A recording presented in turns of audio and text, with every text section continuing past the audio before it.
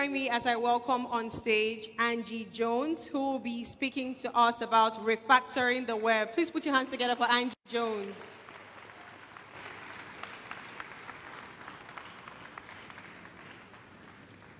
Thank you. Hello, everyone. Oh my God, I am so happy to be in Nigeria. Thank you all for the love and the warm welcome. I am Angie Jones. I'm the head of developer programs for TBD, which is Block's newest business unit focused on decentralized technologies. Today, I want to talk about the web.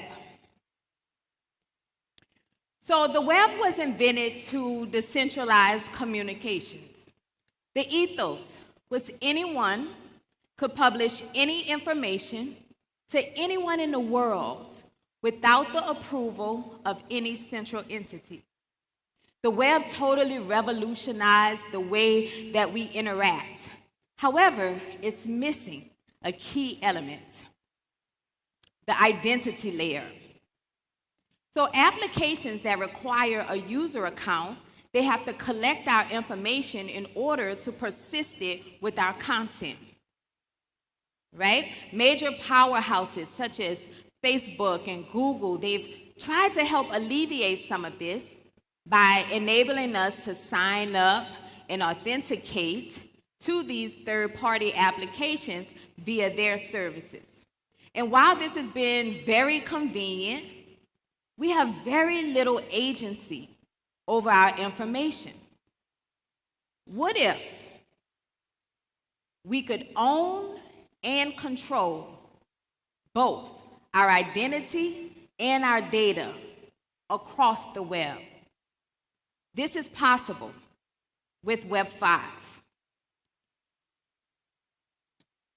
So Web 5, it embraces, I hear the chatter, what happened to Web 3? Where's Web 4?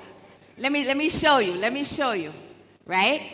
So this embraces the account model that we know in Web 2, but it also restores control back to the users and ethos of Web 3. Somebody tell me, what's 2 plus 3? Come on now, Web 5. All right? So, this platform enables developers to build decentralized application while it abstracts away a lot of the complexity for doing so.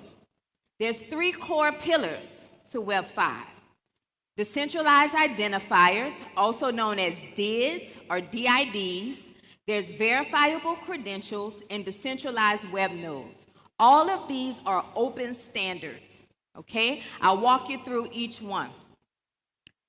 So the identifiers that we know and use today, they're owned by some intermediary, whether that be a company, a government, an organization. For example, my email address. This is an identifier that's associated with me.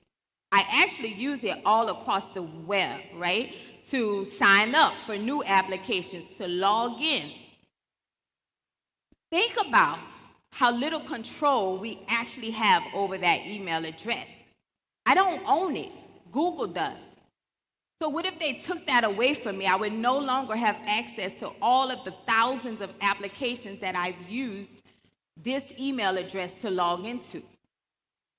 What about my Twitter handle, TechGirl1908? This is actually on my slides.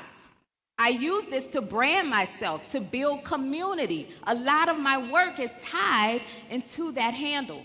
That's an identifier associated with me, but I don't own it. They can shut the whole thing down, ban it, delete it, and I have no authority. So, before we can realize truly decentralized applications, we first need identifiers that we own and control. So let me tell you more about decentralized identifiers. They are a W3C standard. So this is not something people are cooking up in the basement. And they follow a standardized format. It's basically a very long string that's comprised of 3 parts. The first part is the scheme. That's always going to be DID. The second part is the DID method. That method basically resolves to some sort of CRUD operation or the set of operations that are available for this did. So create, read, update, and delete. And then finally, you have a GUID. That's the really long part of the string that identifies a did subject. Now, when I say did subject, a subject is the person, the place, the company, the thing that is being identified. So dids are not limited to just people. They can be used for anything. So dids are the only part of Web 5 that is anchored on a blockchain. And it's just this string, not people's actual information, because that would be pretty wild to put people's information on a blockchain, right? So they follow this schema, and the beautiful thing, but because they follow this standardized format, they can be used across multiple blockchains or no blockchain at all. This first example is a did that is on Bitcoin. The second one is a did that's on Ethereum. The last one is a did that's on the web, so no blockchain involved there. Okay? Notice they all, no matter where they're anchored, they all have that same format, the scheme, the did method, and then the GUID. So decentralized identifiers act as a URI. Remember, I told you that's the only part, that little string that's anchored on the blockchain. Everything else is off-chain. So the did acts as a URI that points to a did document. Okay, you can think of this as like a key-value pair where the did is the key and the value is the did document. That did document would live in some decentralized storage such as IPFS. The did document is simply a JSON file. It's going to describe how to engage and interact with the did subject. So there'll be things in there like the did subject's public keys, as well as authentication and verification methods. All right? So that's the centralized identifiers. The second pillar of Web 5 is verifiable credentials. Verifiable credentials, also a W3C standard, they work hand in hand with the centralized identifiers to enable trustless interactions. Meaning, two parties, they don't need to know or trust each other in order to engage. But claims that are made about a did subject can be verified. Let me show you with an example. So let's say that Alice wants to apply for a loan, and the lender needs to verify her income, okay? This is how the scenario would work. So Acme is Alice's employer, and then Acme can issue a verifiable credential to Alice, which she would then store inside of her identity wallet. Now let's double click inside of that credential. I want you to see what's in there. So we have the issuer, which is Acme. We have the subject, which is Alice. More specifically, we have their dids. So again, the decentralized identifier for a company and also a decentralized identifier for a person. Next, very important, this is the most important part of the verifiable credential, is the claims. So this is saying that the issuer, Acme, is making these claims about the did subject, Alice. Her name is Alice Smith. Her salary is $120,000. That's it. No more, no less. The beautiful thing about verifiable credentials is that it helps preserve some of our privacy. Shout out to Sultan. I know he's going to love that part. So our privacy, we don't have to give them all. They don't need to know, like, what's my title or how long I've been at the company. You need to know my income. That's what's provided. No more, no less. And then finally, it is signed by the issuer. So when the lender asks Alice for this proof of income, Alice can present them with her verifiable credential, which she also has now cryptographically signed, and now that is enough information for the lender to continue with the transaction. Now, this doesn't mean that that the lender now knows or trusts Alice. That's irrelevant.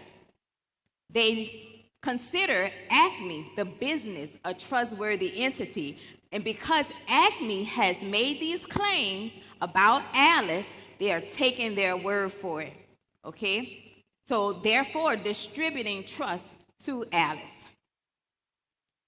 The third pillar, this is my favorite one, decentralized web nodes. Now, today's centralized entities act as our data stores. Applications are hosting our content, our preferences on their servers, right? Let's look at the case of Reddit. How many have heard about what's going on with Reddit right now? Not a lot of you. Okay, keep up to date with tech news, okay? So Reddit is actually trying to sell access to the APIs to be able to search for user-created content within Reddit. And the different subreddits are protesting this because it's their data. They've created this content themselves. How dare Reddit go and try to sell access to it? So they're locking their servers and kind of putting them behind a wall so that the API can't even hit it, right? These are the types of things that lets me know that I'm on the right track, and we need to decouple our data from the applications. That's what decentralized web nodes gives us. It allows users to hold their data themselves in their own personal data stores. And they can present it to any application, and that application can then use their interface to allow the user to engage with the data, but they don't own it. Let's look at Blue Sky. Anybody signed up for that yet? Okay, a few hands. So Blue Sky is a decentralized version of Twitter for all intents and purposes, but the data does not live with the app. Instead, the content, the connections, lives in the user's personal data store. Let's think about what this means. This means if there is now a decentralized Instagram that pops up, a decentralized TikTok, or even competitors to Blue Sky, the user is not locked into Blue Sky. All of their connections, that big following that they've built, all of their thoughtful posts, that stuff lives with them, and it can be used on any of these new applications, right? Think about when you start a new social media platform. You have 0 followers, nobody is liking your posts, right? It's kind of dry, right? What if you could go in there and you already have your 1,000 followers, you already have some of your best content there, then you would have a better experience. Now, decentralized web nodes can host both public as well as encrypted data. So in the case of like a decentralized Twitter, you would want things like your tweets and your connections to be publicly available, but stuff like your DMs, right? You would want that to be encrypted. You don't want everybody all up in your business.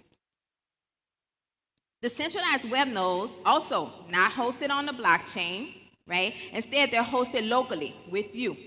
And they can replicate across all of your devices. So I want you to think of like local storage, but replicated. So not just on your phone, but on your laptop, on like any devices you might have, or in the cloud. All of this is replicated and the data is synced.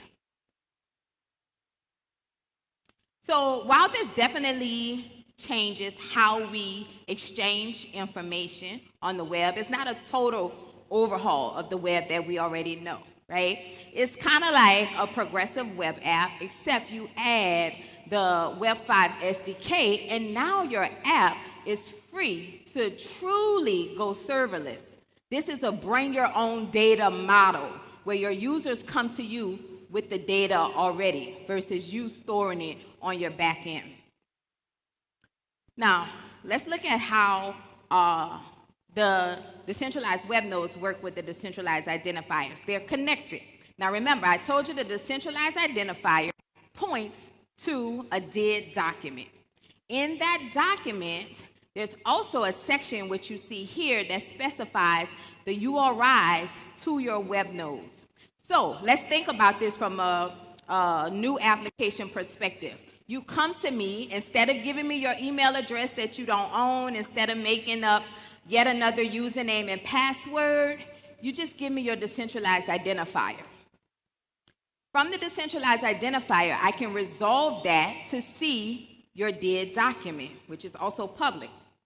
That DID document is going to give me your public keys, and it's also going to give me your decentralized web node. So now I have your personal data stores, and I can read and write any application data that you need to your personal data store.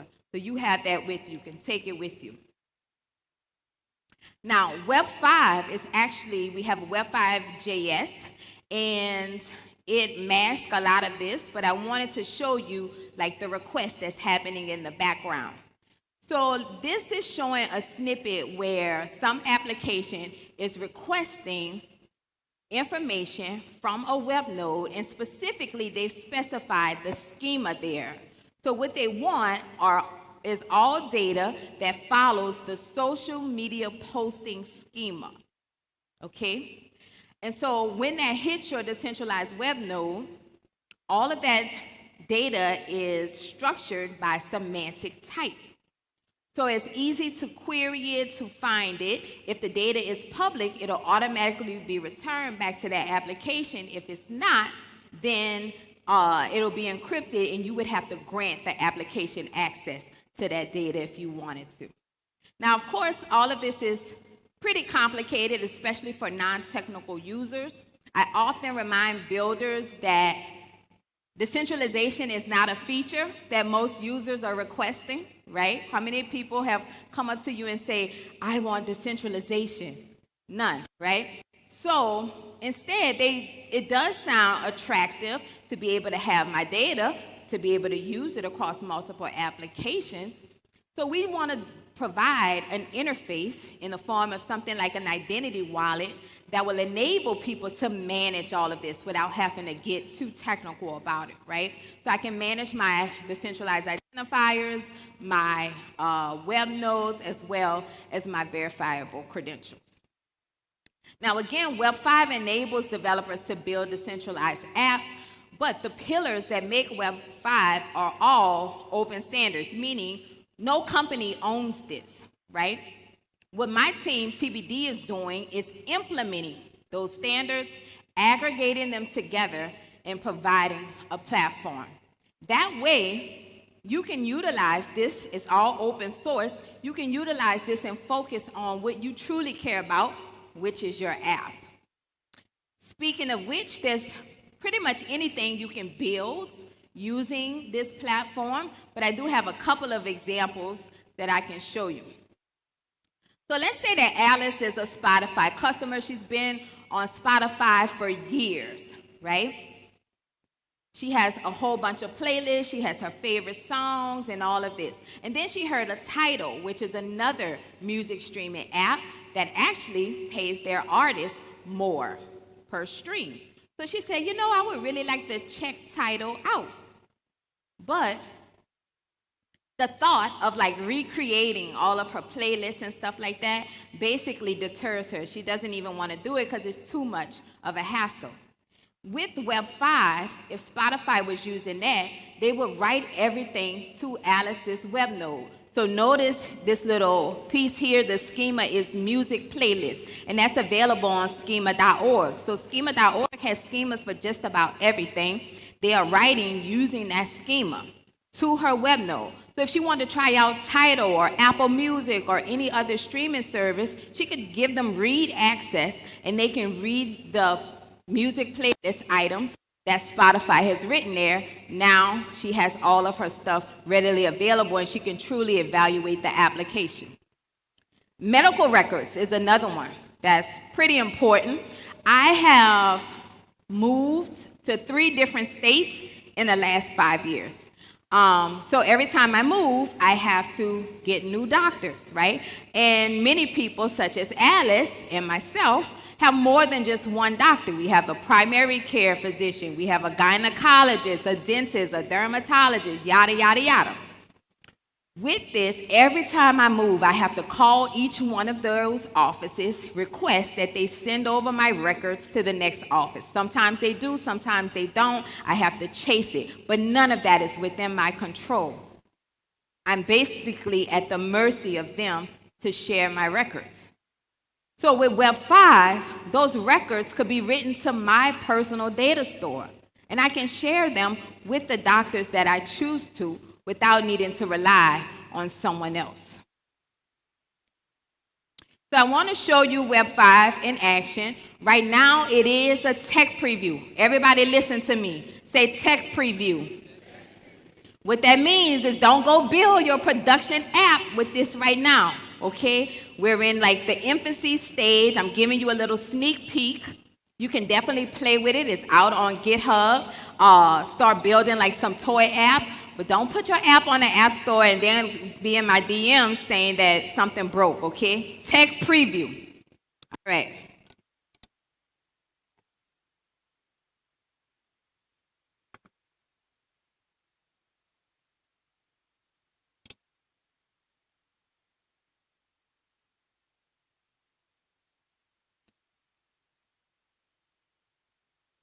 All right, so this is a JavaScript file. The first thing that I'm going to do is just, let me see if I'm online. I want to be online.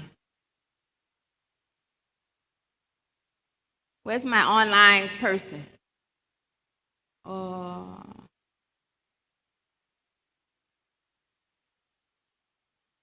I don't see him. Okay, that's okay. So I can't show you it. I'll give you the code and you can run it on your own, okay? But we're going to say import Web 5 from, and we're going to import this from CBD. That's my guy right there, okay? I just need the, I don't see it here. Oh.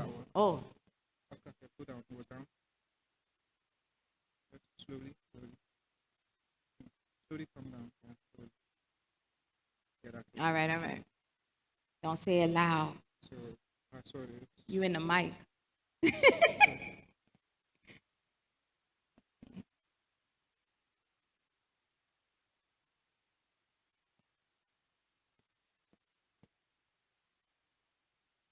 Okay. Good. We'll see. I think it's still trying. I don't know. It's fine. Thank you. Okay, so I've imported Web 5, right? The very first thing I want to do is connect. So I'm going to say web5.connect.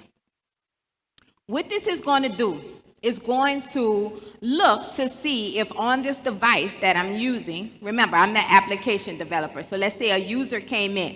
It's going to look on that user's application, on their device to see if they already have a decentralized ID in a decentralized web node. If so, it's going to connect to those. If not, it's going to create them for them. So what this is going to return is both an instance of Web 5 as well as a decentralized identifier. Okay, let me see if I'm connected. I'm not connected. I was going to print the decentralized identifier, but basically it's a big long string. And once I have that, as an application developer, again, I will want to resolve that. So in order to resolve it, I would just say web5.did.resolve. And then I pass in the decentralized identifier. Now, this is going to return the did document. Again, remember, that's where the URIs to the decentralized web node live. So now I know where to read and write data from. Okay. And this is I'm a Java girl. Okay. Now that I have this, I want to work with the decentralized web node, right? So I want to create a record. And to do so, I can say const record equals, and I'm going to say await web5 DWN, that's for the decentralized web node, so that's the property you deal with. And I can say records dot create. Okay. And then from here, I can specify the data that I want to write to this decentralized web node. So here, I'm just basically writing a string. We'll say hello web 5, but this could be anything. This could be a JSON object. It could be an image, a blob, whatever. And then next, I'm going to specify message. And then inside of here, there's a couple of things. Everything is optional, but I could do like data format. And that way, people can easily like query on this. So let's say this is plain, is that right?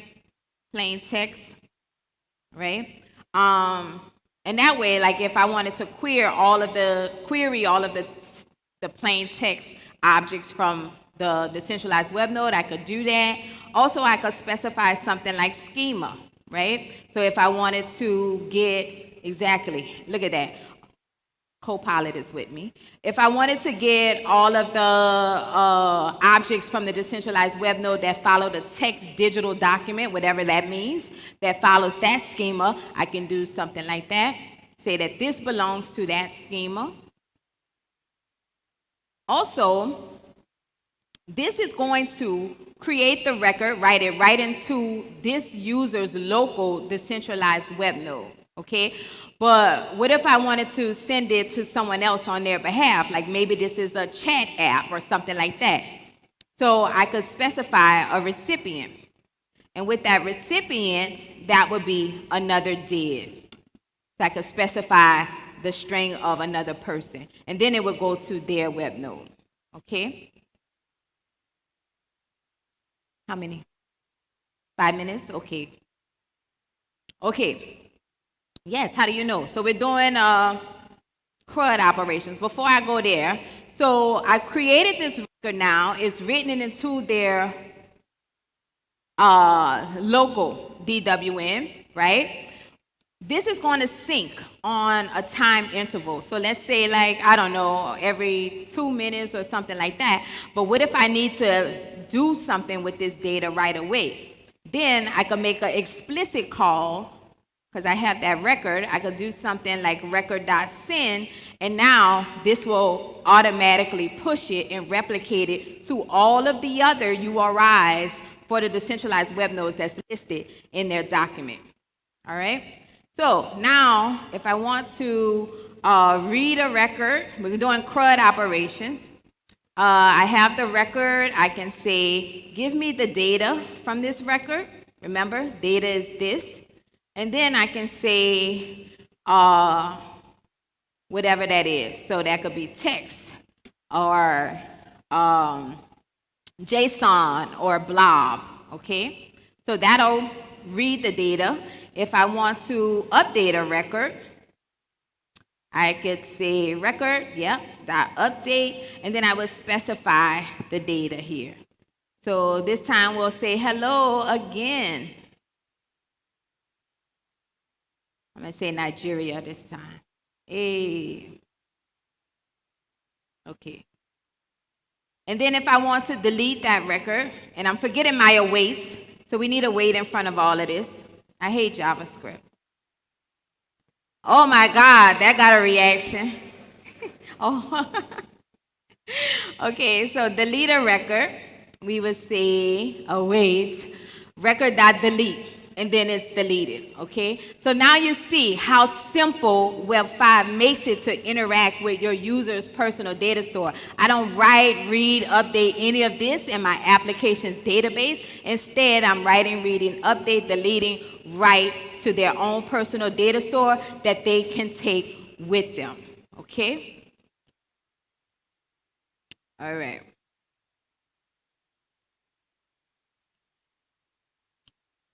So that's Web 5 in a nutshell. Again, it's in tech preview right now, hopefully ready for production in the fall. You're more than welcome to take it for a spin. We do have a community on Discord if you want to come and ask some questions. Everybody is really helpful. If you have ideas for apps you want to build, that's cool. If you are building something similar or we can sync in any way, we would love to collaborate as well. All right? Thank you all. The future is TBD.